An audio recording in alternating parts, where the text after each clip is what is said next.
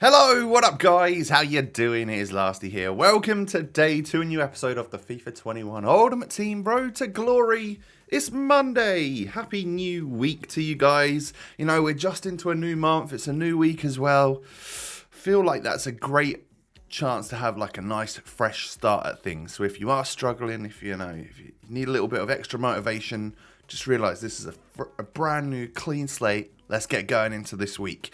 If you could do me a huge favor and smash a thumbs up on today's video, that'd be amazing. 4,000 likes is your target, and I did upload twice yesterday.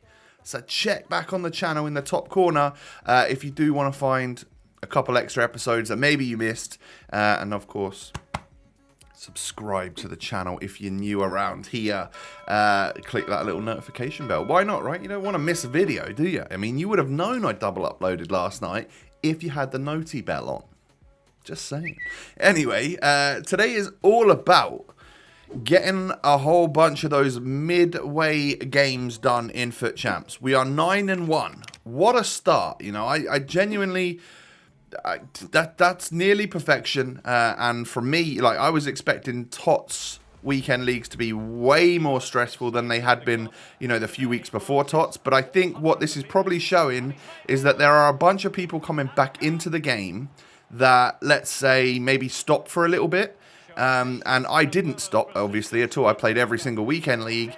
Therefore, maybe I'm just currently, I'm not rusty, you know. I've kind of kept my level, which I consider to be fairly average, but, you know, in the weekend league we're 9-1, so pretty decent. I reckon, you know, we're playing way above average this week, but we're coming up against some, I would say, fairly friendly matchmaking, and we're making it count as well. We're scoring lots of goals, so I'm not just like getting lucky wins. But as I say all that, and I pat myself on the back and praise myself for playing well, we are 4-0 down at half-time in the first game of this session. And that is always one of my worries, right? Is that when I go on a good run and I have good form, and then I stop that session, when I then go into my first game of the next session, pretty much always lose it. And I know that there's going to be losses coming, right? So I just got to understand and take those losses on the chin and then just, you know, move on. So anyway, Buendia, actually, the super sub, managed to get a couple of goals back in the second half, and we are able to get a third goal back in this game. And that sucks, because if the time would have just kept going on and on, I think we would have come back in this match. But who knows? Maybe my opponent let his foot off the gas a little bit as well. I suspect he did. So 9-1 becomes 9-2. But oh well, we'll move on to the next one. I'd still be very happy with 9-2. This guy got Red Bailey and Red Ndombele in his Reds. That's nice. He's also got, you know, he's doing the whole fullback at centre-back thing as well, of course. It is a very common thing this year. And he has, like, Neres and I think there was Prime Kaká and stuff, Odsonne Edouard. A pretty nice team. I need to be careful against this fella. And I do go 1-0 down. But what a ball out wide to Neres that is. And he just first time passes it into Leon Bailey. Super quick counter-attack. I've got so much pace in my attack that we can do that to teams. But as you can see at half-time, I'm hardly touching the ball. So in order to have the counter-attacks, I actually need to manage to get the ball off my opponent. That's kind of a key part of it. So into the second half we go. Tagliafico cuts into the box really nicely. I mean, granted, that's a super lucky goal. I get AI blocked and then Ronaldo's just running onto it. But anyway, Buendia, I think, ends up getting this goal here. Vidal into Ronaldo, into Buendia. I mean, that's just a nice pass and move and nice finish. Yeah, I mean, the Argentine's a bit crazy on this game. I didn't even realise, right, that he's got 77 defending or something. I could legit play him as a secondary CM or CDM or whatever. I never even realised that. So that might even be something we do in the upcoming weeks, but in reality, he knocks it out of the park in a wide cam or a striker position. Like, he's genuinely a great player up top. So into the next game we go, and I'm going to tell you right now, that trio, right, of the two centre backs and the centre mid that this guy has got. So Goldson Tots, Mukiele Tots, and most importantly, Nkunku Tots. My goodness. do they destroy me. I always find it so difficult to play against those players. You'll actually see it later on in this episode. When it comes down to it, my opponent was absolutely destroying me with Atal in this game. FUT Atal. I mean, that feels a little bit like that digs deep. It cuts deep because he's like a series legend for us. Unfortunately, we weren't able to pack him, and we've not had the coins since to be able to actually buy him. So it's likely that Atal will stay as a FUT 20 RTG legend. You know, maybe if he gets a TOTS, I don't know how he's performed this season, in all honesty. I don't claim to watch Ligue 1. But if he was to get a TOTS, that's when we could potentially get him. Maybe in red again like last year. That was crazy. So anyway, with my opponent 2-1 up, he actually wipes me out, gives me a penalty, and gets a red card. We get the penalty saved, but we score from the resulting corner because, let's face it, a corner into the box with CR7 in there is basically like a penalty. It's almost a free goal sometimes. So 2-2 at half-time, and I don't know if you noticed that, but my opponent actually got a second man sent off. And this was a good opponent. He was solid. He was actually keeping more possession against me when he only had 9 men than I could. I don't know. He switched to a 5 at the back, so essentially had a 4 at the back because one of them was sent off. And then he had 1 in midfield, and then his full attack was still there. So I just knew that I had the middle of the park, and if I counter-attacked, I probably had the width as well. So we managed to get a couple of goals up here, but this guy was persistent, and he had FUT Atal. So he scores the goal with him. Gets it back to 4-3. I think that's a hat-trick for the Algerian. And then Messi gets a free kick. And of course, it doesn't matter how many men you got on the pitch and you got Messi on a free kick. He green times it perfectly into the back of the net. I'm pretty sure I moved the goalkeeper over as well as running a player towards the line. So that must have been inch perfect from the GOAT. Because, I mean, it's just... Actually, no, my goalkeeper doesn't... Maybe I took a step back again. No, maybe I took a step right and then left. And... I don't know, I guess I did. But anyway, he gets the equaliser. And I'm like, seriously, Tom, you can't let a guy get back into the game when he's got 9 men on the pitch. Eventually, Ronaldo scores the winning goal in the 81st minute. I just held out the rest of the game. But yeah, GG's to that one. He wasn't super mad about it. He did message me afterwards and say, GG, mate, that was super close considering I only had 9 men. And I told him straight up, like, I think you would have beaten me if you had 11. So, actually, some friendly messages back and forth after a game of FUT Champs, which is almost unheard of, isn't it? Normally, it's sort of expletives and toxicity galore, which is why I pretty much don't message those people back quite a lot of the time. So into the next game we go. Another Tots Goldson. I think maybe he's going to be on my shopping list in the next week, you know, because I reckon we're going to have the money for him. And just like Tavernier in the squad is obviously a great idea. I actually figured out a way. I didn't figure it out. One of you guys sent me a tweet with a squad of how we could potentially get like Kent back into the side, as well as having the main man Leon Bailey and Bender still in the team. So if you think about it, right, if we started in a 4-5-1 and we had Tavernier, obviously I'm going to be playing fullbacks at centre back. You guys can judge that out all you want. But if we started the 4-5-1. And we had at right back, we had Bender, and then right mid we had Bailey. And then at centre back, we have Goldson and Tavernier, Tavs on 7 chem, and then Kent on 7 chem in a left mid, in a right mid spot, in that centre mid spot in that 4-5-1. That would get them up to enough chemistry because they all like perfect link to each other. So that could be an option, you know.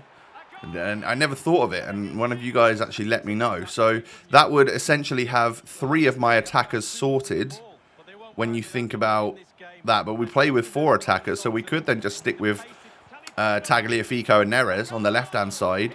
But what we would have to do, I assume, is have Ronaldo. Ronaldo would be off chem with Vidal up top, and then another cam would be off chem in the starting 11, wouldn't it? Even if it was Dybala, I think the dead links off of Ronaldo and Dybala would be 2, so they'd both be losing chem anyway. So it might be a little bit too low of a chem, but I'm just thinking in my head. Sorry, you guys might not even keep up with where I am in my head for the formation and potential team. But we get a nice 7-1 victory against a 5-3-2 player.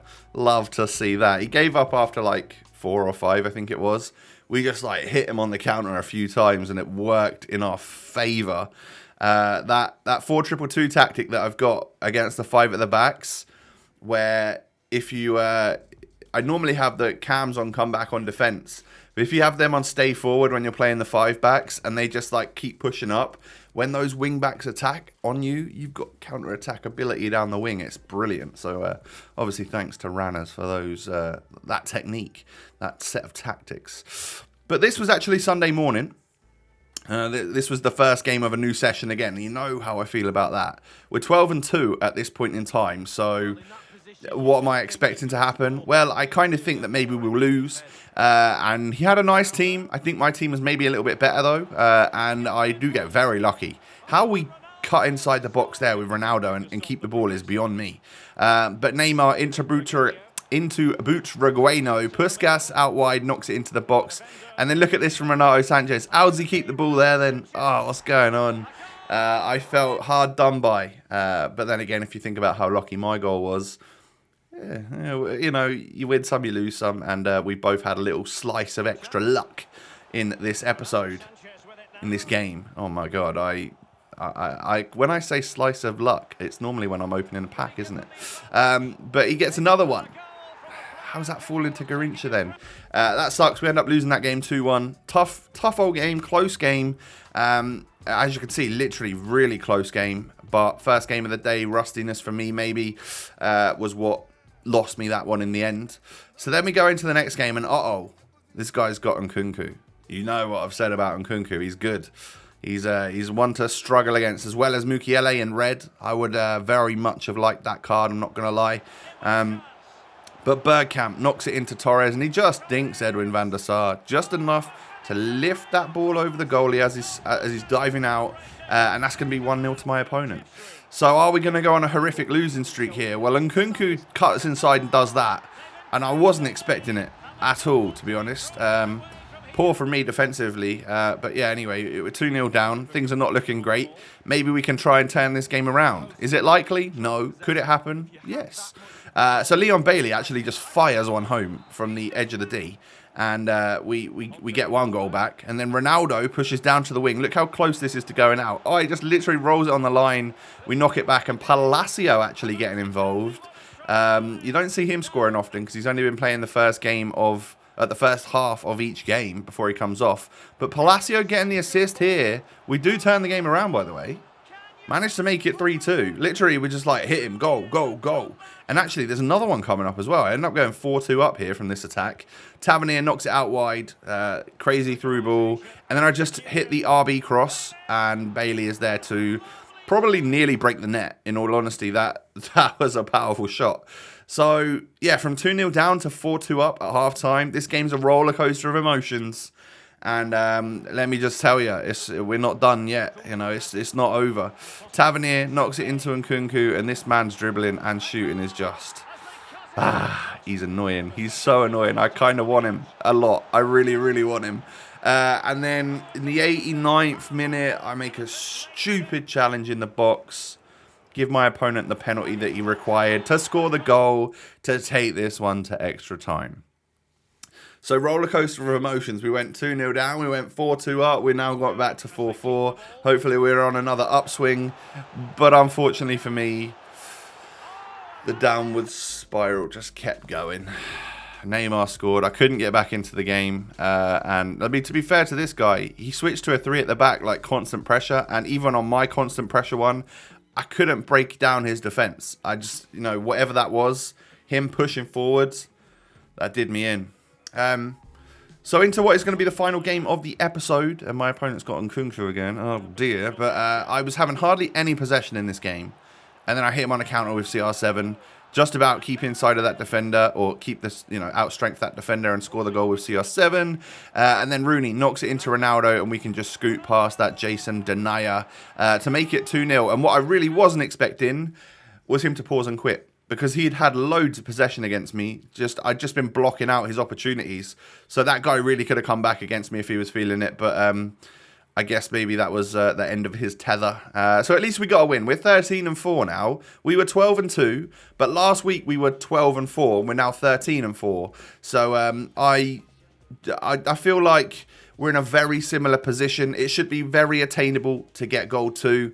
I just need to, as I'm recording this, it's like mid-afternoon on Sunday and I've still got to play my game. So there won't be a chance for me to push on any further than gold 2. I don't want to do that. I won't enjoy doing that. But gold 2, that's the aim, all right? So what you're seeing now is my thought process. Is this a good idea? Could this work? Should I be thinking about spending my fodder on one of these players? SEN is like the top of my target list right now. Look at this card, man. It looks very endgame. I know that this is a pretty meta card. Yes, he's got 3-star skill moves, but he could be the more defensive CDM, allowing Vidal to push forward. It would help with chemistry over the squad, having another icon in there. What do you think? Potentially, SEN would cost me everything, and I'm not even sure if I can afford it yet. But I can get the 88 squad done, and I'm sure I could get the other squads done with some more fodder in my club. But maybe we wouldn't be able to do all 4 of the high-rated teams. I'm not too sure yet. We'd have to have a look at it. And it might even include Neymar and Mbappe going into the SBC as fodder. So I don't know how you guys feel about that. But I'm currently thinking about maybe SEN, maybe Makalele's like a cheaper option. French as well, so maybe that could be more useful for links in the future. Let me know what you think, or should I save it? Because I want to do like the guaranteed TOTS packs. And if that's the, if I've spent all my fodder, I probably won't be able to do that. So what would you prefer? You have to let me know down below in the comments section what is more valuable to you as a viewer of the series. Me having a solid CDM or me opening up the player SBCs for the content. I'm pretty sure I know which one's coming, but I also know what the smart decision would be. So yeah, guys, that is going to be the end of the episode for today. Do me a huge favor, smash the thumbs up button. 4,000 likes is your target. I thank you for that. And of course, don't forget to subscribe to the channel if you're new. Like I said, I also uploaded twice yesterday. You can check that in the top corner if you missed anything. Yeah, follow me on Twitter and Instagram. The links are down below. Have a great day, everyone. Take it easy. Stay safe. Stay healthy. All of that good stuff. I'll catch you tomorrow for yet another episode of the FIFA 21 RTG. Peace.